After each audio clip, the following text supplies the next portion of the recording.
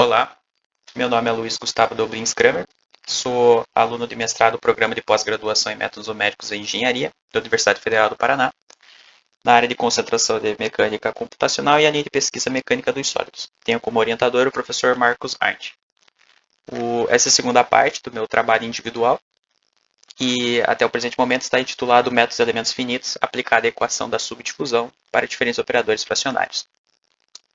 Recapitulando um pouco do que foi comentado na primeira parte, eu disse a respeito do histórico, do cálculo fracionário, que surgiu com a ideia de tomar derivadas de ordem arbitrária, e não apenas ordem inteira. E comentei também sobre o caráter de memória que existe nesses operadores fracionários e as suas diferentes aplicações em diferentes campos.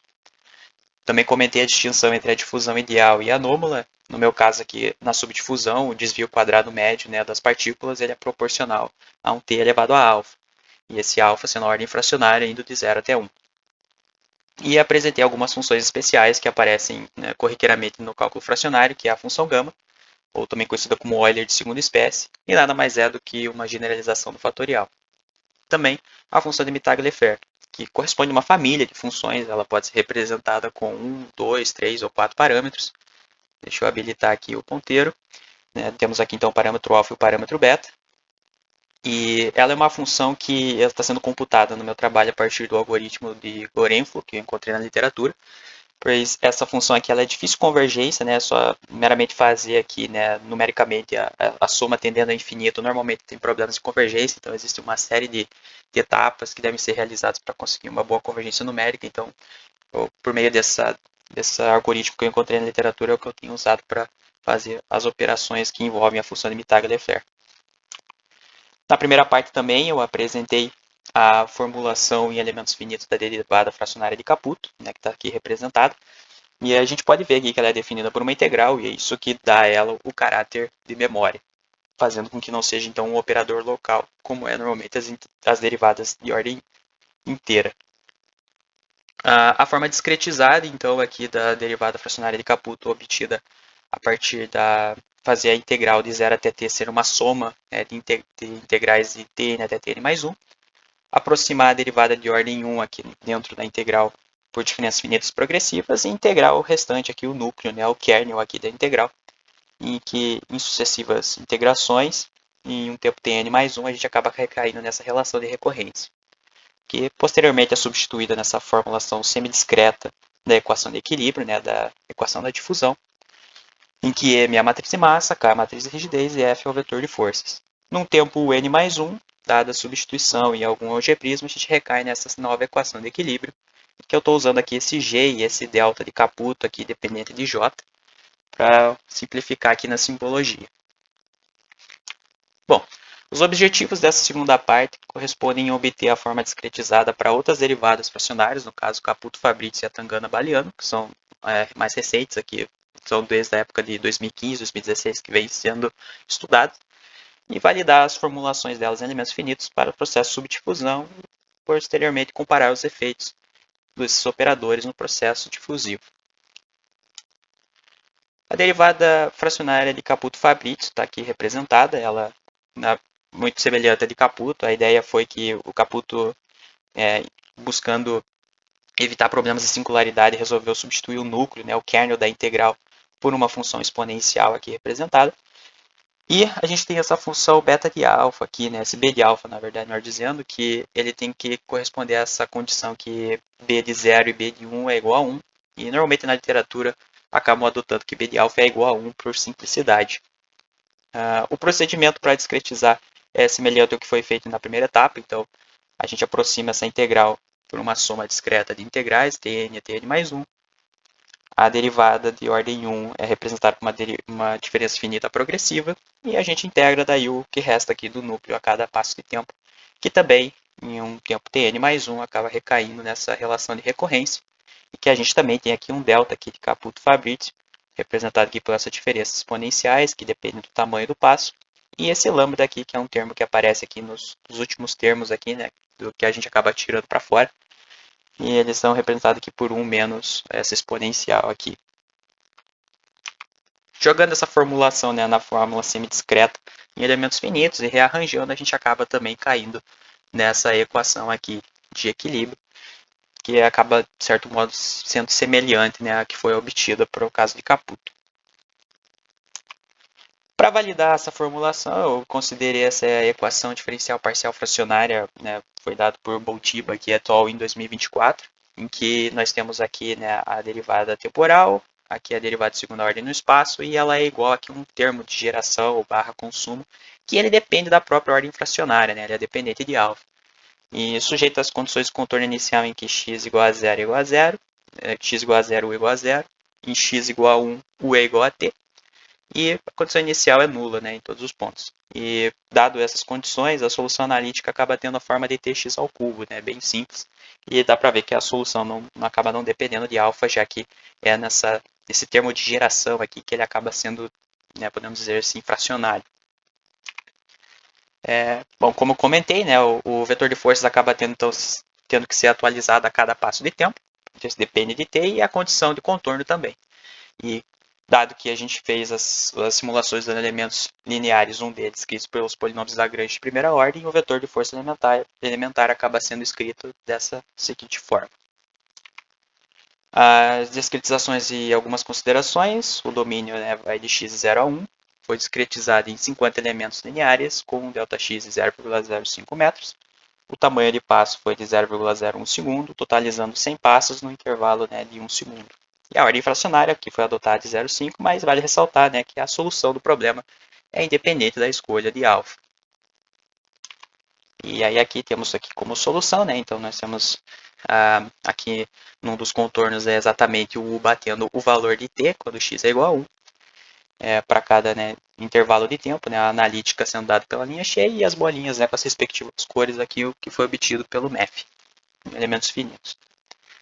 E aqui o comportamento linear que a gente espera, né, quando a gente fixa, né, o x, a variação da concentração acaba sendo linearmente dependente do tempo, como é dado pela solução analítica. Aí aqui a gente tem a derivada fracionária Tangana-Baliano, que também a ideia foi substituir, né, o núcleo de Caputo-Fabrizio de uma exponencial para a própria função de Mitag-Lefebvre, aqui escrita apenas com um parâmetro. Tem a mesma função de normalização, né, que chamamos aqui B de alfa, que também vamos adotar, né, que B de alfa é igual a 1, e o procedimento acaba sendo o mesmo. Né? Aproximamos o somatório como uma soma de integrais, a diferença finita progressiva para a derivada de primeira ordem, e integramos aqui a função de Mitag-Lefebvre. Aqui, durante esse procedimento de integração, a gente acaba recaindo aqui, né, numa relação aqui de recorrência, em que a gente vai ter aqui a função de Mitag-Lefebvre de dois parâmetros, né, aqui de um alfa de 2. Então, a função de dois parâmetros quando beta é igual a 2. Aqui estou usando esse eta, né, para representar apenas aqui um alfa sobre um menos alfa, para simplificar aqui na simbologia, mas nós temos também o mesmo delta aqui, né, dentro aqui do somatório, e aqui eu só tenho removido aqui o primeiro termo aqui do n mais 1 menos o n, para facilitar depois na formulação da equação, né, de equilíbrio de elementos finitos. Só vale também comentar que eu estou usando a simbologia ABC para Tangana-Baliano no senso de Caputo, porque ela pode também ser representada em termos da derivada fracionária Riemann-Liouville, em que a derivada aqui de primeira ordem, em vez de ela estar dentro da integral, ela está fora. Então, existem duas formas de escrever a derivada fracionária de Tangana-Baliano. Aí aqui em elementos finitos, né, novamente a gente pega aqui, né, a derivada temporal, substitui aqui pela forma discreta dela e rearranjando, acabamos caindo nessa relação aqui de recorrência, que é essa fórmula de equilíbrio aqui para o sistema, em que, né, nós temos aqui o delta aqui de J, aqui, né, dentro do somatório, e lembrando aqui que o eta é só de alfa e 1 menos alfa. E para validação, nesse caso, a gente considerou uma equação, né, diferencial parcial fracionária bem semelhante ao caso anterior, na verdade escrito aqui de forma que a gente tem um termo de geração que acaba sendo dependente, né, de alfa aqui, e também aparece aqui, né, a função de Mitag-Lefebvre de dois parâmetros, sobre as mesmas condições iniciais de contorno do caso de Caputo-Fabrizio, que acaba resultando na mesma solução analítica Tx ao cubo. Né. Aqui é a mesma coisa, né, acaba que o vetor de forças tem que ser atualizado a cada passo de tempo. Então, a gente, né, considerando elementos, né, 1D lineares como polinômios Lagrange de primeira ordem, a gente resulta esse vetor de forças aqui elementar, né? Tem aqui, né, de novo, a função de Metagler-Laird de 2 parâmetros. E como solução acaba sendo a mesma, né, obviamente, como esperado. Mas tem um problema, que o custo computacional para realizar esse problema semelhante para Caputo-Fabrizio e a Tangana-Baliano, ele varia drasticamente com o tamanho de passo. Porque como na derivada de Atangana-Baliano a gente tem que ficar computando várias vezes a função de Mitag-Lefebvre e eu preciso recorrer a um algoritmo à parte, isso acaba caindo, né, aumentando o custo computacional, o tempo computacional. Então eu fiz aqui essa comparação rápida aqui em que qual que era o tamanho de passo adotado, né, em cada uma das simulações e o tempo total, né, que acabou levando em cada uma delas, né. Então dá para ver aqui que em um tamanho de passe de 0.001 segundos, né, o Tangana-Baliano ele acaba demorando muito mais do que o Caputo-Fabrizio, né. E aqui é só representando aqui graficamente, e eu acabei meio que ajustando aqui para essa relaçãozinha aqui entre o tamanho de passe e o tempo total para esse caso em particular, né. Mas é mais aqui um termo de observar como o fato de ter que computar várias vezes a cada passo de tempo uma função de Mitag-Lefebvre acaba exigindo bastante, né, no tempo de simulação. Em sequência, eu acabei comparando, então, todas essas três diferentes formulações, essas três diferentes derivadas fracionárias, em uma equação, né, de subdifusão aqui simples, dessa forma aqui, né, da derivada temporal, dependente de alfa aqui, 1 de alfa, e aqui a derivada de segunda ordem em relação a 1. Sujeito às condições de contorno inicial de menos L até L, sendo zero, e a condição inicial é dada aqui por uma curva gaussiana, né? Isso aqui acaba sendo uma outra abordagem, ao invés de considerar como condição inicial uma carga concentrada, né? Dado pela função delta de Dirac. Isso aqui facilita um pouco na representação numérica desse tipo de problema, como foi sugerido aqui pelo Gabrick em 2023. As condições de discretização, eu adotei aqui a coeficiente de difusidade igual a 1, metro quadrado segundo elevado a alfa, né? Existe aqui a correção da unidade, né? Como nós estamos trabalhando em um processo subdifusivo e tomando derivadas fracionárias. Meu L é igual a 10, então um domínio ao todo, né, de 20 metros.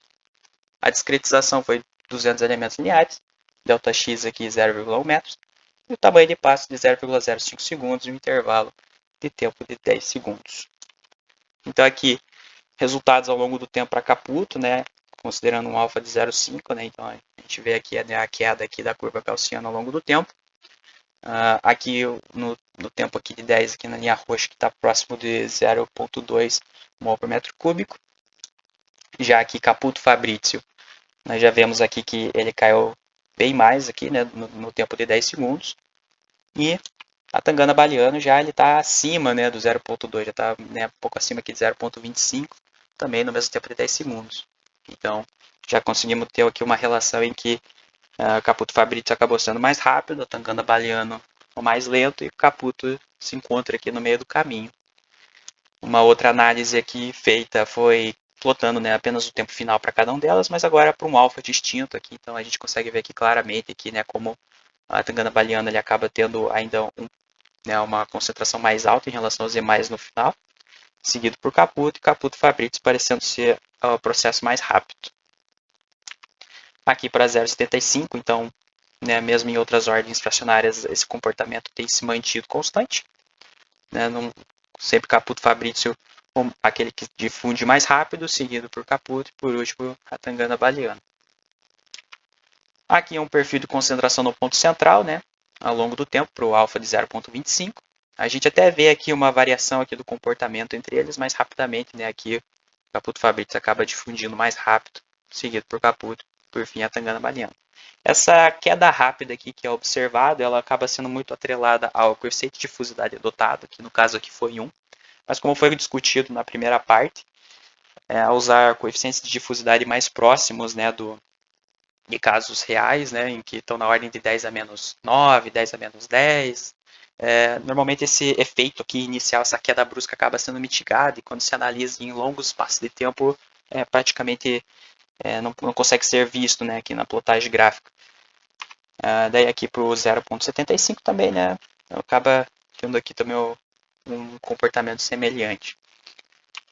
Então, como conclusões e considerações finais, né, a forma discretizada para as derivadas de Caputo, Fabrizio e Atangana-Baliano foram obtidas e as formulações foram validadas em um modelo numérico de subdifusão.